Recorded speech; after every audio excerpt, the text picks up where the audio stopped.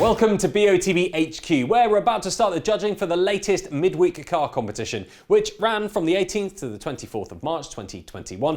And just before I hand over to the lawyer this morning, once again, massive congratulations to last week's winner of the midweek car competition, David Nish, winning not only a brand new BMW M440i, but also £30,000. I'd now like to pass over to the lawyer from Onside Law, who will oversee the proceedings this morning. My name's Alex Bromley-Martin from Onside Law, and I'll be overseeing the judging this morning. Firstly, I can confirm that the competition data has already been sent to the auditing company Assets. I would now like today's judges to introduce themselves and, using the secure link provided, mark on the screen where they think the centre of the ball should be. The group will then come to a final panel decision. Good morning, my name's Matt Cannon. I'm a senior county referee and footballer and looking forward to the season starting on April 3rd.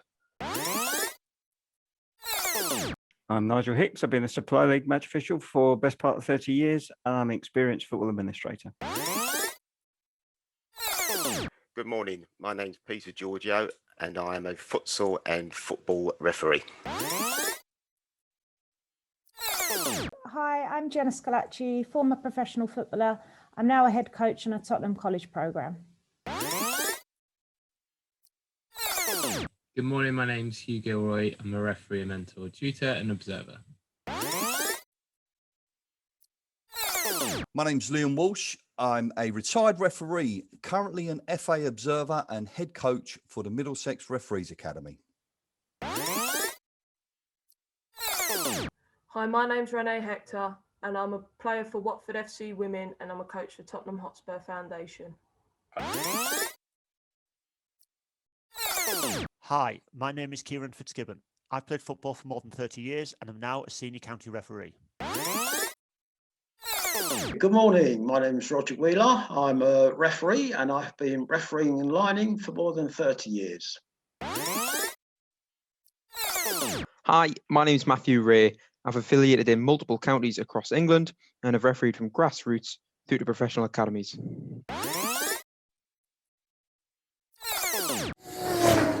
Judges, please can you now come to a final panel decision? For your reference, the larger white cross is the calculated average of the 10 individual selections. Thank you very much, Alex. Good morning, everybody. Good morning. Morning, Matt. Morning. Yeah, so it's a good shot. There's 3 players in shot, one with his back to us who's just looking at the challenge. And there's 2 players that look to me like they're in the air. The player in maroon at the back's got his arms over the top of the player in yellow, who looks to me like he's just coming up to head the ball. His arms are just going to get pulled back. And the player in maroon is really just trying to interfere with him. He looks a bit lower. And I think we've all agreed that the ball is coming in to the right side of the photograph, left-hand side of the players. So I shall draw some lines up from this player's eyes. Oh, I also should say, I think, I believe that the ball is in the foreground a bit, sort of in front of the player in yellow. So we've got a spread from there to there with these players. And we've got one good eye for this player, and his second eye has been obscured by his arm. And then that goes up here through Kieran's, which is just to one side, and then over to Jenna's on this side. I will say that this eye and the lines up from this eye, it looks a bit weird with it coming out further to the right, but obviously he will have 2 eyes looking. So I think that counters for the spread from this eye. I will go with you, Peter, at the bottom. I'll highlight your position. If I highlight yours here, it looks, I think that's a very credible position. I think it's very good. It's coming in, but tell me how you think what's happening in the shot. Yeah, the ball is, as you look at the screen, is coming into the screen as we look at it. The 2 players jostling for the ball. I do believe that it's the player was just about to head the ball, i.e. the yellow player, and the player in maroon was just pulling him down. So that's why I've put it closer than the rest of you guys, because I think it's imminent. You could look at the facial expression on the player in yellow. So yeah, his neck's all tensed up. So tensed yeah, up, And again, that could also be a possibility of the player pulling him back on his shoulder. So yeah, and you can see he's sort of like sucking in his side cheeks there, ready for imminent. Yeah, you're only just at the bottom. I mean, Nigel, you're just here to the right of Peter's. If I magnify yours, do you agree what Peter said, or anything else to add? Or Yeah, pretty much agree. I think the ball's coming in fairly flat, probably slightly higher than the players, but dropping towards them.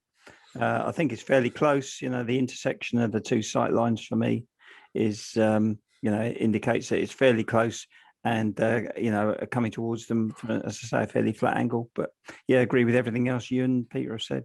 Yeah, okay, thanks. Jenna, I'll come to you next. You're ever so slightly out to the right here. How have you seen this? Similar to the other guys, the player in the yellow, I feel he's been dragged down, so he's gone up for the header. His arms in the air, ready to head. I've gone slightly out to the right, based on the whites of the side of the eye for the player in yellow. That one there, yeah. And also the guy in maroon, he's got quite a bit of white showing on the sides of his eyes on that eye. So that's why I've gone slightly out. Okay, thank you very much. And Rennie, you're next to Jenna's here. I'm highlighting yours with the magnifier. How have you seen this? Yeah, I feel like obviously both players are potentially in the air competing for the ball. I feel like the player in yellow is the one that's clearly going to win the ball. Similarly to what Jenna said, mine's a bit more out to the right because I think you can clearly see the player in yellow, his eye, there's a lot of white on the side and he's clearly looking over to his left, and I think, because we can't see his other eye, I think if we could, I think it would confirm that, because it's even further over to the right, and I still think it's got a little bit of distance to go, so I don't think it's hugely imminent, but yeah, it's pretty close, so that's why I've put my cross there. Yeah, thank you. And I'll come to you, Kieran. You're on the opposite side of the calculated average at the moment. How have you seen this? If I highlight yours. Yeah, thanks, Matt. If you could put the magnifier over the player in yellow's eye, please. Yeah. I think I felt we're a little bit deceived by his arm being across there, because you can actually see some white on the right-hand side, just underneath the sleeve. Yeah. So I think his eye is fairly central. And I looked also, the pupil is fairly central in the eye. And I looked also at the body shape, and although he's being pulled from the player behind, he's facing in a slightly different direction from the ball coming in from our right. So I felt it was a little bit, I also looked at the eye line from the player in maroon and felt he was looking a little at a slightly different angle. And that's why I placed my cross where it is. No, sure. I mean, it may, the player in yellow may be on a funny shape just because maybe the player in maroon is pulling him round a bit, but I take your point. His head's sort of slightly further round than his body. Yeah, it could be, and also looked lower down his body, and the lower down part of his body, which is not being pulled, is still. Yeah, so it's really just he's pivoting from his neck and his hips, is basically what you're saying. Yeah, okay, they fully understand. Yeah. Liam, you're here. I'll magnify yours because you're in the midst of cluster in the middle. How did you see this? Much the same as everything that's been said, Matt, if I'm honest, and particularly what Kieran just said about the body shape of the guy in yellow, and that's why my cross is slightly a little bit off to the left of the average. But something I did was, obviously I know we can only see his one eye, but this is probably the carpenter in me. I made a calculated measurement as to where his other eye could possibly be, sort of like that, and drew a line out, and I found that a very helpful tool from my locker to so that's what you did. You basically put a second eye on, and and that's how I got to where. And then with the guy in purple, calculating, he's leaning, etc., and that's where I got the cross. Okay, thank you very much for that. Appreciate that. I mean, because as you said, I mean, there are 5 and 5 really, with Jenna's taking us out a bit further to the right to make it a bigger spread. So thanks for that. Matthew, you're closest in the middle here. I'll magnify yours. How have you seen this? I I think most of it's been said for me. The only point that hasn't been mentioned, I think Rene touched on it, is I just don't think the ball's too close. I would expect the player's arms to be a little bit back, a little bit further down if he's going to approach that header. So I think it's a little bit further away. But in terms of eye lines, it's a yellow player who's intent on this, and I've just cross-sected that with the player in maroon. Yeah, I tend to agree, but I will stress, I think that the player in maroon has got hold of him, so he's skewing his position. And if your arm's up and you want to pull them back, because obviously he can't pull his right arm back because the other guy's got hold of it. So it may well be that it's he's coming up for the header and the guy's just interfering with him. So the body shape of the player in yellow may not be exactly as it would be if he was unchallenged. But it's a fair point. Thank you. I'll come to you now, Hugh. You're just to the right of me, highlighting yours with the magnifier. How have you seen this? Yeah, not hugely differently to what's been said. I do think that player in yellow's looking slightly to his left, our right.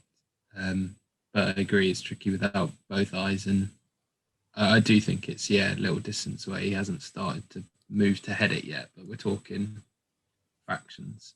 Yeah, no, I understand. Yeah, because I think, as Peter alluded to earlier, that it could be a good argument that he's imminent because of his puffed out cheeks. I think, as Peter said, and his facial expression. But it's a fair point. I mean, I'm up with you, and I sort of agree that it's still got a little bit way to go. But as you said, it's not actually that far from the size of a centre of the ball that we're discussing. So thanks. Now, Roger, you're last. You're up the top here. Before I move on to the next section, if you could explain how you've got to your choice, that'd be great. Yeah, I couldn't possibly top Liam's explanation for the eye line.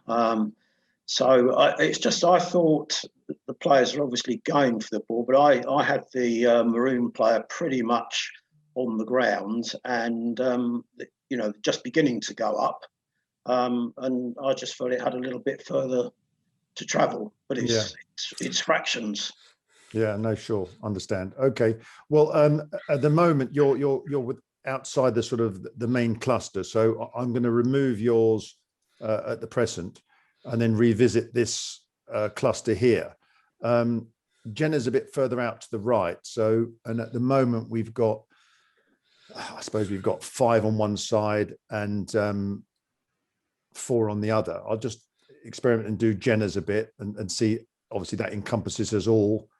With Jenna's back in, it moves it over a little bit more. And then Peter's cross is just pulled out the way. I mean, looking at this, and if I move the magnifier around a bit, I'm almost personally happier with it a little bit lower, almost like we have it there. Which still encompasses us all. But I just think from a visual point of view, looking at the players and this magnifier, it's really how we go from here, whether we exclude Jenna and bring it down to the edge of what Hughes's, which brings us a little bit lower. And so I'm going to go for a couple of different votes. Is the first one to progress with Roger. Roger's going to be removed, sorry. This one is to whether we keep Jenna in or not. And then I'm going to go for a second discussion about whether we should actually move this slightly lower. So I am obviously leading this, so I'll say yes, Jenna being out. Nigel? I would say Jenna in, actually. I think it still meets the criteria. It's a good cluster with Jenna in. Yeah. And I think it provides balance because with Jenna in, Kieran's not that far off being the same distance out on the other side. Yeah, okay, thanks. Peter? Jenna in. Great. Jenna? I'm going to keep myself in. Quite right, too. Hugh? Yeah, Jenna in. Jenna in, okay. Liam? Jenna in, please, Matt. Yeah. Renee? Jenna in. Jenna in, great, thank you. Kieran? Yes, keep Jenna in. Roger? Yes, I would agree, Jenna in. And Matthew? Yep, Jenna in too. Okay, so Jenna's in. So that brings us back into this calculated average. Again, personally, I'd like to see it a little bit lower. But again, it'll be a panel decision. So, Nigel, as this average is, or a little bit lower?